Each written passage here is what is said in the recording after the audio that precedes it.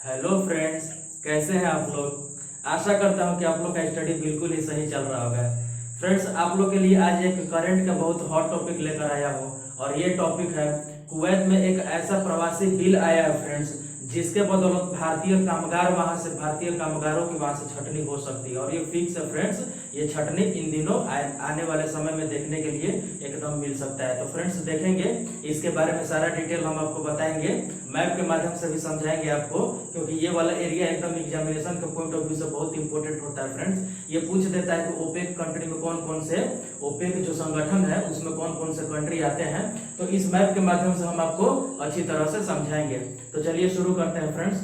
मैं Shrikant Kumar Ranjan wonder knowledge by Shri का online study programme में आप लोग का स्वागत करता हूं। फ्रेंड्स शुरू करें तो इसमें सबसे पहले बता दें कि ये सुर्खियों में क्यों है ये वाला टॉपिक। तो टॉपिक सुर्खियों में इसलिए है फ्रेंड कि कुवैत का जो नेशनल असेंबली है, जैसे भारत की संसद है वैसे ही कुवैत की एक नेशनल असेंबली है। उस नेशनल असेंबली की जो कानूनी एवं विधायी समिति है फ्रेंड्स, ये क्या किया है कि एक ड्राफ्ट तैयार किया है और उस ड्राफ्ट का नाम क्या है तो एक्सपैक्ट प्रवासी कोटा बिल। एक्सपैक्ट को मीन्स प्रवासी भी बोला जाता है, तो इसको यूं बोले प्रवासी कोटा बिल। और इस बिल के माध्यम से फ्रेंड्स ये अपनी वहां पर जो भी प्रवासी लोग हैं इनकी जनसंख्या में कमी लाना चाहता है और आप अपनी जनांकीय जो भार है उसको कम करना चाहता है इस चीज के माध्यम से। तो समझे कि इस जो बिल है प्रवासी जो बिल है फ्रेंड्स, इसमें क्या क्या से कि कौन कौन से मीन्स यहाँ पर इंपॉर्टेंट प्रावधान दिए गए हैं उसमें। तो सबसे पहले मैं बता दूं कि भारतीयों की कुवैत में आबादी 15% से ज्यादा अब नहीं रहने वाली है फ्रेंड्स। अब कहने का मतलब क्या है कि भारतीयों की जितनी आबादी थी पहले, तो उसमें से 15% से ज्यादा अब भारतीय वहां पर नहीं रह सकते हैं। हम यहाँ पर आगे बता देंगे कि भारतीयों की आबादी वहां पर भारतीय कामगारों की या यूं कहें भारतीय प्रवासियों की वहां पर कितनी आबादी है, तो ये आगे डिटेल हम बताएंगे। बस आप इतना यहाँ समझे कि 15% से ज्यादा वहां पर अब नहीं रहने वाले हैं फ्रेंड्स। दूसरा प्रावधान में क्या है कि प्रवासियों की संख्या में प्रतिवर्ष लगभग 5% की कमी आएगी। अब प्रतिवर्ष 5% की छटनी वहां से अब शुरू हो जाएगी फ्रेंड्स। आगे कुवैत की आबादी को 70 से 30% तक कम करना है। कुवैत की आबादी को क्या करना है 70 से 30% तक एकदम कम ला देना है, ताकि जनंकिकीय जो भार है प्रवासियों का उससे निजात पाया जा सके। तो इसमें सबसे इंपॉर्टेंट हो जाता है फ्रेंड्स आपको कुवैत के बारे में समझना कि कुवैत है कहाँ। तो इस मैप के माध्यम से समझे ये रहा पूरा खाड़ी कंट्री, खाड़ी वाला देश ये पूरा है फ्रेंड्स। इसमें ये बीच वाला जो पॉइंट है ये क्या है फ्रेंड्स, ये पर्शियन गल्फ वाला रीजन है। इसमें देखें यहाँ पर तो इस वाले रीजन में ये वाला रीजन में फ्रेंड्स कुवैत पड़ता है, यहीं पर कुवैत है। इसके नीचे बहरीन पड़ता है, उसके नीचे कतर पड़ता है और फिर ये वाला पूरा इलाका इधर बाहर में ये सऊदी अरब है फ्रेंड्स। इसी बीच में यहाँ पर देखें तो ये क्या है संयुक्त अरब अमीरात है। इसके नीचे में ओमान पड़ता है, यहाँ पर संयुक्त अरब अमीरात का ये क्या है अबू धाबी है फ्रेंड्स। यहाँ पर दुबई आपको मिलेगा। इसी पर्शियन गल्फ में आपको यहाँ पर क्या मिलेगा फ्रेंड्स ओमान। ओमान के जस्ट ऊपर में फ्रेंड्स ये वाला एरिया देखिए, ये पूछता है एग्जाम में बार बार पूछता है क्वेश्चन फ्रेंड्स हार्मुज स्टेट के बारे में। हार्मुज स्टेट के बारे में, इस स्टेट से क्या होती है फ्रेंड्स, ये बहुत इंपॉर्टेंट है व्यापारिक उद्देश्यों की पूर्ति करने के लिए। इसी माध्यम से क्या होता है व्यापार होता है। तो हार्मुज स्टेट याद रखिए इस वाला एरिया में है। ऊपर वाला एरिया में देखिए तो ये यहाँ पर ईरान है और इधर इराक है। ठीक, यही ईरान कुछ दिन पहले चर्चा में था फ्रेंड्स। यहाँ जो न्यूक्लियर प्लांट है उस प्लांट को ध्वस्त किया गया था किसके माध्यम से, तो इजराइल के माध्यम से फ्रेंड। तो इस प्रकार देखें, इस मैप को समझे और इस मैप में मैं आपको बताऊंगा कि कौन कौन से कंट्री है जो ओपेक संगठन में आते हैं। और ओपेक जो भी संगठन है फ्रेंड्स, इसके सदस्यों की संख्या कितनी है ये एग्जामिनेशन पॉइंट ऑफ व्यू से बहुत इंपॉर्टेंट है। ठीक, आगे हम देखेंगे यहाँ पर इस निर्णय के पीछे क्या क्या कारण और क्या क्या औचित्य है फ्रेंड्स, क्यों ऐसा निर्णय कुवैत के माध्यम से लिया गया है। तो देखिए कोविड-19 का दौर अभी चल रहा है। कोविड-19 के दौर में क्या हुआ फ्रेंड्स कि वहां प्रवासी विरोधी आकांक्षाओं में वृद्धि होती है। क्यों? क्योंकि वहां पर प्रवासियों की संख्या अधिकतर है। वहां पर जितनी जनसंख्या कुवैत की है उससे 2/3 अगर तीन भाग में बांट दे तो 2/3 भाग वहां पर किसका है प्रवासियों का है फ्रेंड्स। तो इसी परिप्रेक्ष्य में यहाँ पर देखिए आबादी टोटल कितनी है 4.3 मिलियन। 4.3 मिलियन क्या है आबादी है कुवैत की। लेकिन यहाँ पर बाहरी नागरिक कितने हैं फ्रेंड्स, तो 3 मिलियन आबादी है फ्रेंड्स वहां पर। तो समझ लीजिए 2/3 भाग हो ही गया मतलब अप्रोक्स में। तो इस कारण से कोविड-19 के दौर में ये बहुत ज्यादा ये प्रवासियों के विरोध में आकांक्षाओं में वृद्धि हुआ है। क्यों? क्योंकि ऐसा बोला जाता है फ्रेंड्स कि प्रवासियों के कारण ही भारत में मीन्स कुवैत में सबसे ज्यादा क्या हो रहा है, तो वहां पर कोविड-19 जो बीमारी है उसका प्रसार हो रहा है फ्रेंड्स। और सभी कंट्री क्या किए हैं, सभी कंट्री अपने अपने संरक्षणवादी नीति के तहत फ्रेंड्स ऐसा स्टेप अभी वर्तमान में देखा जा रहा है कि अमेरिका के माध्यम से भी ऐसा स्टेप उठाया जा रहा है। तो इस प्रकार देखिए फ्रेंड्स, इस निर्णय के पीछे क्या उद्देश्य है, तो अधिकतर मामले विदेशी प्रवासियों से होता था। भारत में भी देखिए स्टार्टिंग दौर में क्या हुआ कि प्रवासियों के माध्यम से यहाँ पर कोविड-19 का प्रसार ज्यादा देखने के लिए मिला, और ठीक इसी प्रकार कुवैत में भी क्या हुआ कि विदेशी प्रवासियों के माध्यम से वहां पर ज्यादा कोविड-19 का प्रसार हुआ। तो इस प्रकार फ्रेंड्स ये प्रवासी विरोधी नीति, वहां पर प्रवासी विरोधी जो भी नीति है ये क्या हुआ, उठने लगा फ्रेंड्स। ये एक रीजन और भी है कि मजदूर का भीड़ भाड़ इलाका में मजदूर कामगार गए हैं फ्रेंड्स, तो वहां पर भीड़ भाड़ इलाका में ज्यादा मीन्स जो भी मजदूर रहते हैं वो एक एरिया में ज्यादा रहते हैं। यही कारण है कि उस एरिया में ज्यादा प्रसार होने लगता है फ्रेंड्स। आज के डेट में देखें मुंबई का धारावी वाला इलाका है, तो धारावी वाला क्या है इलाका, उस वहां पर क्या है कि जनसंख्या घनत्व बहुत ज्यादा है फ्रेंड्स, और जनसंख्या घनत्व के कारण वहां पर क्या हुआ है कि ज्यादा प्रसार हुआ है। तो यही चीज सेम टू सेम कहा था कुवैत में। तो इसीलिए क्या हुआ कि प्रवासी विरोधी आकांक्षाओं में वहां पर वृद्धि होने लगा फ्रेंड्स। अपने ही देश में ये क्या बन गया है, अल्पसंख्यक। जिस प्रकार एनआरसी को लेकर भी ये मामला चल रहा था असम में फ्रेंड्स, तो असम में क्या था कि वहां पर असम में उस संस्कृति पर, असमिया जो संस्कृति है इस पर हावी होने लगा था कौन, तो जो भी बाहर से प्रवासी जो भी शरणार्थी है उनके माध्यम से, और उनकी संस्कृति वो क्या है फ्रेंड्स अल्पसंख्यक स्थिति में आ गई थी। यही कारण था कि वहां एनआरसी को लेकर इतना ज्यादा एग्रेसिव देखने के लिए मिला। ठीक इसी प्रकार क्या हुआ कि कुवैत में भी वो अपने ही देश में वहां के मूल निवासी क्या पड़ गए हैं, तो ये अल्पसंख्यक के रूप में पड़ गए। क्यों? क्योंकि 4.3 मिलियन वहां की आबादी है, और वहां बाहरी आबादी में देखें तो 3 मिलियन है। मीन्स वहां के निवासी मूलतः कितना है, 1.3 मिलियन। तो देखिए अल्पसंख्यक हो गए।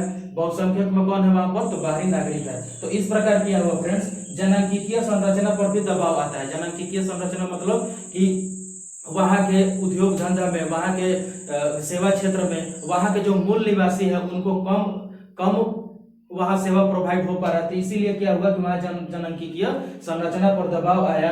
फिर अन्य देशों का संरक्षणवादी नीति, इसी परिप्रेक्ष्य में फ्रेंड्स इसी दौर में देखें तो अमेरिका में क्या हुआ कि अमेरिका में भी ऐसा संरक्षणवादी नीति अभी देखने के लिए मिल रहा है। यही कारण है कि जो छात्रों के लिए जो वीजा प्रोवाइड किया जाता है फ्रेंड्स, उस वीजा का जो समय सीमा है उस पर प्रतिबंध लगा दिए गए, उसको कम किया जा रहा है। अभी 2-3 दिन पहले का ही ये बात है। ठीक, तो इस प्रकार से क्या हुआ फ्रेंड्स, इस निर्णय के पीछे यही औचित्य है। आगे हम लोग समझेंगे कि कुवैत की जनांकीकी में भारत का क्या मतलब कि वहां पर योगदान रहता है। ठीक, तो यहाँ पर देखिए फ्रेंड्स भारतीय प्रवासी है, वो भारतीय प्रवासियों की संख्या वहां पर कितनी है, तो 1.45 मिलियन। ऐसा लाख में इसको कन्वर्ट करें तो लाख में कितना हो जाएगा, 14.5 लाख। तो 14.5 लाख के करीब वहां क्या है, भारतीय प्रवासी है, भारतीय कामगार है फ्रेंड्स।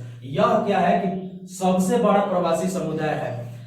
कुवैत में जो भी प्रवासी जाते हैं जिस भी कंट्री का, तो उस कंट्री से अगर तुलनात्मक अध्ययन किया जाए तो ये भारत के प्रवासियों की जो समूह है, संख्या है, वो क्या हो जाती है, सबसे ज्यादा बड़ी हो जाती है फ्रेंड्स।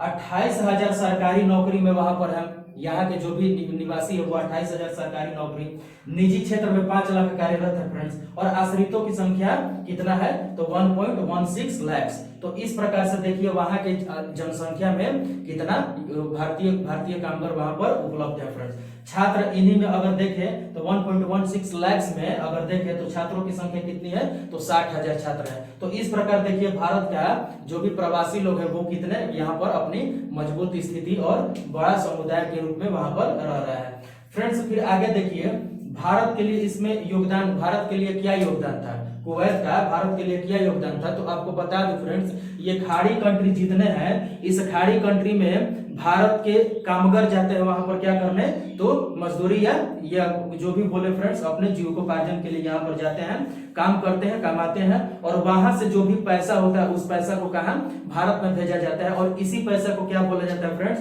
तो इसी पैसा को प्रेषण या यूं कहे तो इंग्लिश में रेमिटेंस बोला जाता है।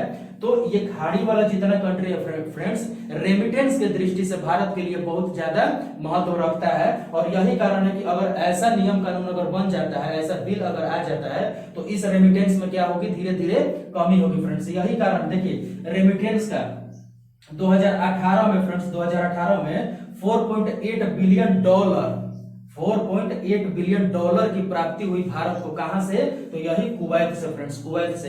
अब समझ लीजिए, अगर कामगारों की छटनी होती है वहां से समुदायों को हटाया जाता है, तो इस प्रकार से देखिए फ्रेंड्स, रेमिटेंस पर भारत का कितना बड़ा इफेक्ट पड़ता है। और भारत की जो भी विदेशी मुद्रा भंडार है फ्रेंड्स, ये धीरे धीरे क्या हो जाता है, इस पर क्या नकारात्मक प्रभाव पड़ सकता है। इसका प्रभाव में आगे देखें फ्रेंड्स, तो प्रभाव में यही होगा कि कुवैत की आबादी में 15% से अधिक भारतीय नहीं होना चाहिए। ठीक, यहाँ पर इस बिल के माध्यम से क्या बोला गया कि 15% से अधिक भारतीय नहीं होना चाहिए। यही कारण है कि 8 लाख के करीब में क्या भारतीयों को वापस आना पड़ सकता है। स्टार्टिंग दौर में 8 लाख भारतीयों को आना पड़ सकता है, और धीरे धीरे जो प्रतिवर्ष 5% की कमी करेगी, तो उस 5% की कमी से फ्रेंड्स और ज्यादा यहाँ के जो भी मजदूर भाई लोग हैं, इन पर ज्यादा क्षति हो सकता है, और भारत की विदेशी मुद्रा भंडार पर भी नकारात्मक प्रभाव पड़ सकता है। फिर खाड़ी देशों में फ्रेंड्स 90 लाख भारतीय कामगार होते हैं। इन टोटल जो खाड़ी कंट्री है फ्रेंड्स, इसमें क्या है, 90 लाख के करीब में यहाँ पर भारतीय कामगार काम करते हैं। अगर कुवैत ऐसा स्टेप उठा सकता है फ्रेंड्स, तो इससे उत्साहित होकर ये जितने खाड़ी कंट्री है, ये खाड़ी देश है फ्रेंड्स, ये भी क्या कर सकते हैं कि ऐसा स्टेप आने वाले समय में उठा सकते हैं। तो यही कारण फ्रेंड्स कि खाड़ी देशों में चूंकि 90 लाख भारतीय कामगार है, अतः सदस्य देश भी ऐसे कदम उठा सकते हैं। इस प्रकार अगर देखें तो स्टार्टिंग में तो कुवैत में 8 लाख के करीब में भारतीय क्या होते हैं, नकारात्मक प्रभावित होंगे, और आने वाले समय में और देखने के लिए मिलेगा। इतना ही नहीं, अगर इसका विस्तार खाड़ी देशों में अगर होता है फ्रेंड्स, तो डायरेक्टली यूं समझे तो 90 लाख जो भारतीय कामगार हैं, इसमें कम से कम 60 से 70 लाख करीब भारतीयों पर क्या हो सकता है, इस पर इसका नकारात्मक प्रभाव पड़ सकता है फ्रेंड्स। फिर आगे देखें कि इसका प्रभाव में तो भारत और खाड़ी देशों से संबंध बिल्कुल है एकदम बिगड़ सकते हैं फ्रेंड्स। क्यों, क्योंकि यहाँ से ये जो भी विदेश नीति है या यूं कहें तो यहाँ के जो देशों के साथ जो संबंध है भारत का, वो संबंध क्या हो सकते हैं, बिगड़ सकते हैं, और इसके विरुद्ध में भारत भी क्या कर सकता है, अपनी नीतियों में परिवर्तन ला सकता है फ्रेंड्स। एग्जामिनेशन के पॉइंट ऑफ व्यू से ये देखें तो खाड़ी देशों का संगठन, खाड़ी देशों में, ये खाड़ी देश है, इसमें 3 प्रकार के संगठन काम करते हैं। पहला संगठन क्या है, फारस की खाड़ी देश, ठीक, इसको पीजीआर भी बोला जाता है, इसमें 8 कंट्री है टोटल। फिर खाड़ी सहयोग परिषद है, इसको जीसीसी बोला जाता है, इसमें 6 सदस्य हैं, यही सदस्य। और सबसे ज्यादा इंपॉर्टेंट क्या हो जाता है, ये पेट्रोलियम निर्यातक देशों का संगठन, इसी को क्या बोला जाता है, ओपेक बोला जाता है फ्रेंड्स। तो ये वाला बहुत इंपॉर्टेंट हो जाता है, कौन, ओपेक।